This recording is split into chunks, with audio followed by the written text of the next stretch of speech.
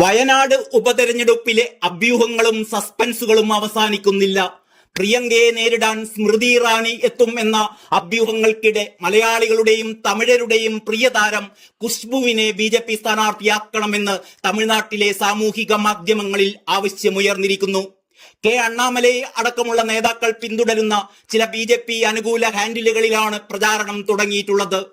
മലയാളവും തമിഴും സംസാരിക്കാൻ കഴിയുന്ന ഖുശ്ബു വയനാട്ടിൽ ശക്തയായ സ്ഥാനാർത്ഥിയാകുമെന്നും പ്രിയങ്കക്ക് ഒത്ത എതിരാളിയാകുമെന്നുമാണ് BJP അനുകൂല അക്കൗണ്ടുകളിൽ വരുന്ന പോസ്റ്റുകൾ. അതേസമയം കന്നി മത്സരത്തിനായി കേരളത്തിലേക്ക് പ്രിയങ്ക എത്തുന്നതിന്റെ ആവേശത്തിലാണ് കേരളത്തിലെ കോൺഗ്രസ് പാർട്ടി.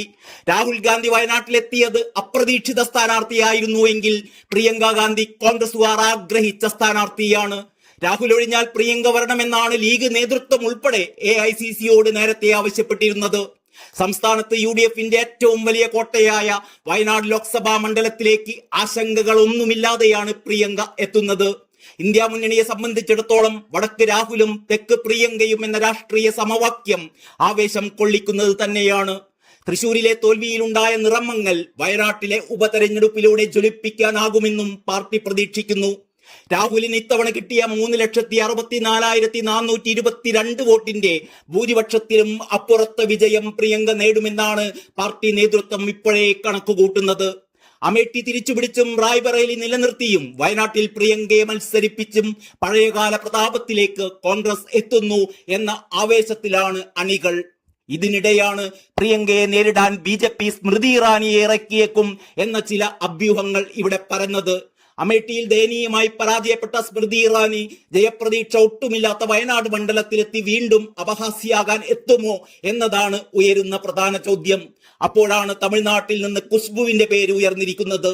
തൃശൂരിൽ സുരേഷ് ഗോപി സിനിമാ താരം എന്ന ഗ്ലാമറിൽ വോട്ടർമാരെ സ്വാധീനിച്ചതുപോലെ ഖുശ്ബുവിന് വയനാട്ടുകാരെ കയ്യിലെടുക്കാൻ കഴിയുമോ? എന്തായാലും ഒരു കാര്യം ഉറപ്പാണ്, ഖുശ്ബുവാണ് പ്രിയങ്കക്കെതിരെ മത്സരിക്കുന്നത് എങ്കിൽ വയനാട്ടിലെ മത്സരം തീപ്പാറുക തന്നെ ചെയ്യും.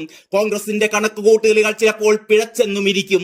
പ്രിയങ്ക ഗാന്ധിയുടെ പ്രചാരണത്തിനായി പശ്ചിമ ബംഗാൾ മുഖ്യമന്ത്രിയും തൃണമൂൽ നേതാവുമായ മമതാ ബാനർജി വയനാട്ടിലെത്തുമെന്ന വിവരവും ഇപ്പോൾ പുറത്തു വന്നിരിക്കുന്നു. തൃണമൂൽ കോൺഗ്രസ് വൃത്തങ്ങളെ ഉദ്ധരിച്ച് NDTV ആണ് ഈ വാർത്ത ആദ്യം റിപ്പോർട്ട് ചെയ്തത്. കഴിഞ്ഞ ദിവസം കോൺഗ്രസ് നേതാവും മുൻ ധനമന്ത്രിയുമായ P ചിദംബരം മമതയുമായി കൂടിക്കാഴ്ച നടത്തിയിരുന്നു. വയനാട്ടിൽ പ്രിയങ്കയുടെ സ്ഥാനാർത്ഥിത്വത്തെ പിന്തുണയ്ക്കാൻ അദ്ദേഹം മമതയോട് ആവശ്യപ്പെട്ടു എന്നാണ് വിവരം.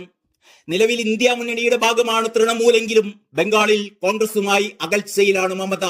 രാജിവെച്ച കോൺഗ്രസിന്റെ ബംഗാൾ അധ്യക്ഷൻ അധീർ രഞ്ജൻ ചൗധരിയുമായുള്ള തർക്കമാണ് ഇതിനുള്ള പ്രധാന കാരണം. സഖ്യത്തിന്റെ ഭാഗമായിരുന്നുവെങ്കിലും ബംഗാളിൽ ഒറ്റയ്ക്ക് മത്സരിക്കാനായിരുന്നു മമതയുടെ തീരുമാനം. അത് ഫലം കാണുകയും ചെയ്തു. BJPയുടെ വെല്ലുവിളിയെ അതിജീവിച്ച് 42 മണ്ഡലങ്ങളിൽ 29ലും തൃണമൂലാണ് വിജയിച്ചത്.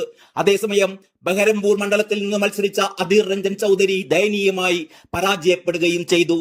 നിലവിൽ അധീറുമായുള്ള പ്രശ്നങ്ങൾ പരിഹരിച്ചു എന്നാണ് തൃണമൂൽ വൃത്തങ്ങൾ നൽകുന്ന സൂചന.